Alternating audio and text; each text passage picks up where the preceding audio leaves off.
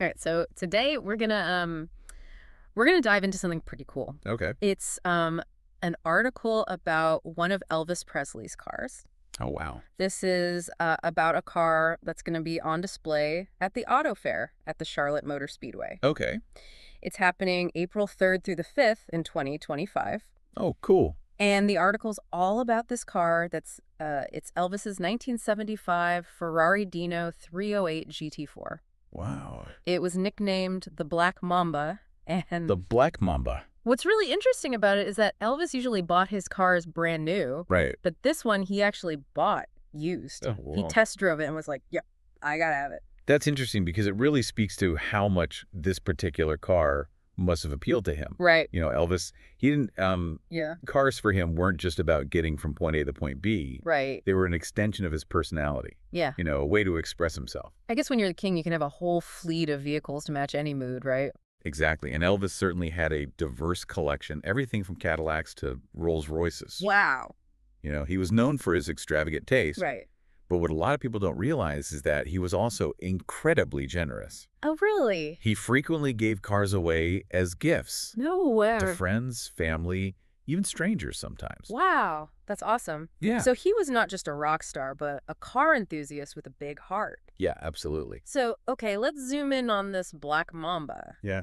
What makes this Ferrari so special? Well, besides the fact that Elvis unusually bought it used, Right. the Dino 308 GT4 itself was a bit of a departure for Ferrari. Oh, okay.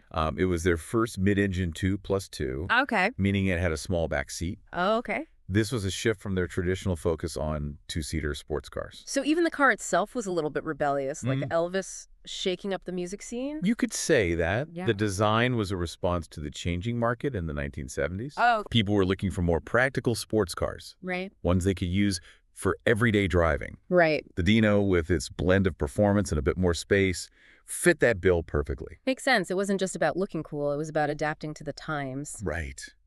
Now, speaking of cool, this Dino has an extra feature that really caught my attention. Right. Police lights. Ah, yes. The famous police lights. Yeah. Now, this is where the story takes a fun turn. Okay. In 1976, Elvis was made an honorary captain of the Memphis Police Department, Wow. a gesture recognizing his support for law enforcement. I bet Elvis in a police uniform is a sight to see. I'm sure it is. I wonder if they have any pictures of that at Graceland. That's a great question. I'm not sure. Yeah. But it certainly paints a vivid picture anyway.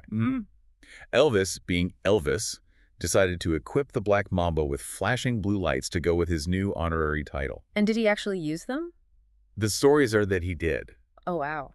But instead of handing out tickets, Right. he'd give autographs and a playful warning to slow down. It's a classic Elvis move, mixing a bit of mischief with generosity. That's amazing. Imagine getting pulled over by Elvis Oh, yeah. and getting an autograph instead of a ticket. That's a story you'd be telling for the rest of your life. That is a story you'd be telling for the rest of your life. Absolutely. Really shows his playful side. Right. And speaking of stories, Yeah. this Dino holds more than just anecdotal value. Okay. It actually represents a specific era and car design. Okay.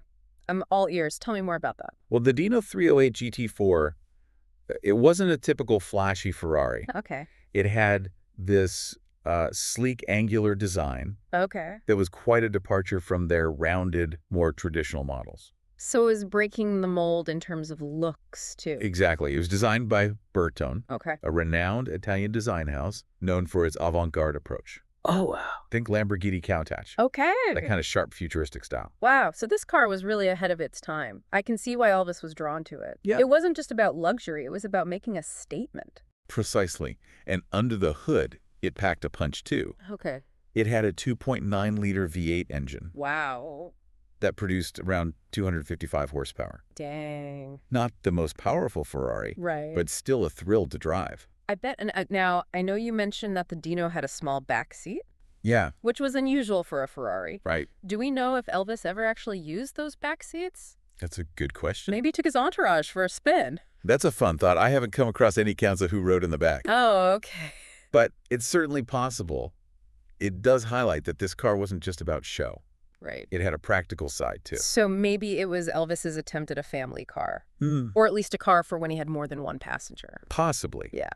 It's fascinating to think about the different ways he might have used this car. Yeah. And this actually brings us back to the AutoFair you mentioned earlier. Oh, right. For those who might not know, the AutoFair at the Charlotte Motor Speedway is a huge event for car enthusiasts. Right. With classic cars, vendors, all sorts of automotive excitement. Absolutely. And this year, Elvis's Black Mamba will be a star attraction. It's a rare opportunity to see this piece of automotive and music history up close. Wow. Officials from Graceland will be there too, Oh. sharing even more stories about Elvis and the car. So it's not just about admiring a cool car, it's a chance to connect with Elvis's legacy in a unique way. Absolutely.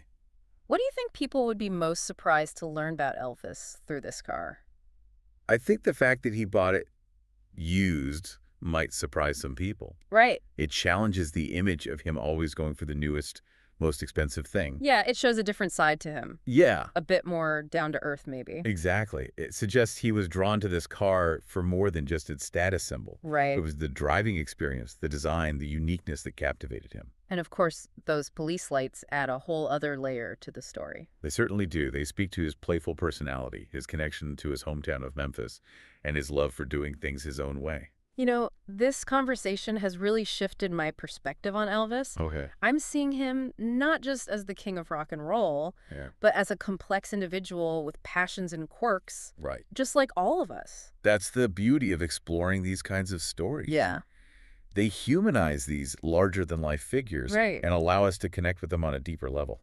Absolutely. So for our listener, if you're intrigued by this glimpse into Elvis's world, Yeah. the AutoFair is definitely worth checking out. And even if you can't make it to the event, Right? you can always do your own research, explore photos and videos of the car, Yeah. and learn more about Elvis's fascinating car collection. Speaking of doing your own research, Right. I'm curious if you had the chance to ask Elvis one question about the Black Mamba, what would it be?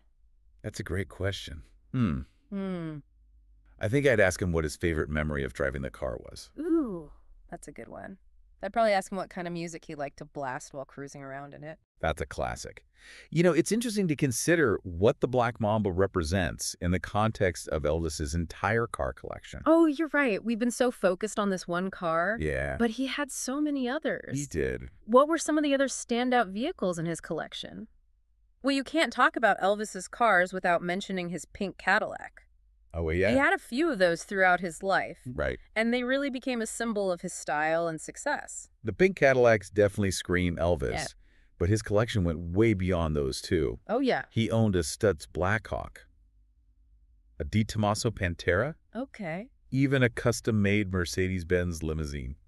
It's amazing to think about how each of those cars reflects a different aspect of his personality or his life at that time. Absolutely. The cars are like puzzle pieces Yeah. that help us assemble a more complete picture of Elvis the man. This whole conversation makes me wonder, what would be considered my Black Mamba? Okay. You know that one object that would tell the most interesting story about me? That's a fascinating question. Yeah. I think everyone has an object like that. Right. Something that might seem ordinary to others, Right. but holds a unique significance to them. It could be anything. Yeah. A piece of jewelry, a childhood toy, a worn-out book. Yeah. It's those personal connections that really bring history to life. Exactly. And it's not just about famous people like Elvis. Right. Everyone has a story to tell, Yeah. and those stories are often woven into the objects we cherish. This has been such an eye-opening deep dive. Yeah. We started with a single car, Yeah. and it's led us to a broader understanding of Elvis, his passions, Right. and the stories we can uncover when we look beyond the surface. Absolutely. And remember, this is just a starting point. We've given you some key insights. Yeah. But there's a whole world of information out there about Elvis, his cars, and the era he lived in. For sure. If you're interested, keep digging. Keep exploring. So for our listener, we encourage you to think about your Black Mamba. What object in your life tells a story that might surprise people? That's a good question. What piece of your history would you want others to understand? Hmm? And if you're ever in Charlotte for the AutoFair, be sure to check out Elvis's Black Mamba in person. Yes. It's a tangible link to a legend. Thanks for joining us on this fascinating journey through Elvis's garage. Yeah, this is great. Until next time, Yeah. keep those engines revving and your curiosity fueled.